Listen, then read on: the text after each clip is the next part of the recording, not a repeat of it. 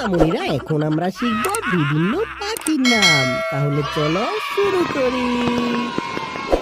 সোনামণিরা, এটা হলো ক্যানারি। ক্যানারিকে বাংলাতে বলে ক্যানারি। ক্যানারি ছোট হলেও খুব জোরে আর মিষ্টি সুরে গান গায়। এরা সাধারণত শান্ত পরিবেশে থাকতে পছন্দ করে। এটা হলো ক্রো। ক্রোকে বাংলাতে বলে কাক। কাক একদম বুদ্ধিমান পাখি। খাবার লুকানোর জায়গাও খুঁজে রাখে। শহর গ্রাম সব জায়গাতেই এদের দেখা যায়। সোনামণিরা, এটা হলো ডব।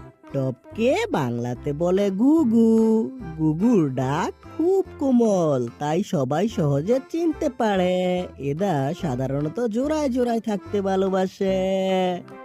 এটা হলো প্যারট। প্যারটকে বাংলাতে বলে তোতা। তোতা মানুষের কথা অনুকরণ করতে পারে বলে খুব জনপ্রিয়। ফল আর বীজ খেতে এরা সবচেয়ে বেশি পছন্দ করে। সোনামণিরা, এটা হলো সোয়ান। সোয়ানকে বাংলাতে বলে রাজহাঁস। রাজহাঁস পানিতে ভেসে চলার সময় খুব শান্ত লাগে। দূরদেশ ভ্রমণের সময় এরা বড় দলে ওড়ে। সোনামণিরা, এটা হলো ফিন্স। ফিন্সকে বাংলাতে বলে ফিন্স।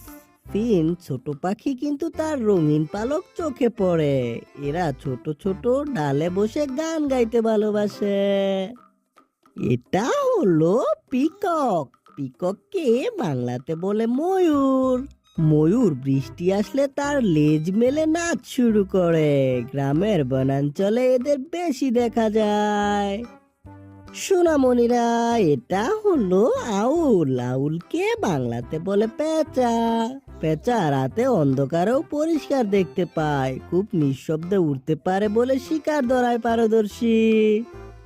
সোনামণিরা, এটা হলো কিংফিশার। কিংফিশারকে বাংলাতে বলে মাছরাঙা। পানির উপরে বাসা মাছ দেখেই জাপ মেরে ধরে ফেলে। এর রঙিন পিঠ সূর্যের আলোয় ঝলমল করে।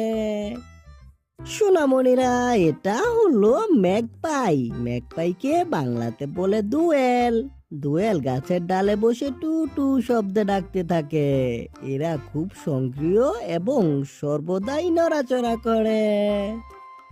সোনামণিরা, ভিডিওটি কেমন লাগলো? ভালো লাগলো অবশ্যই লাইক করে দিও এবং বন্ধুদের সাথে শেয়ার করে দিও। দেখা হবে পরবর্তী ভিডিওতে। Bye bye.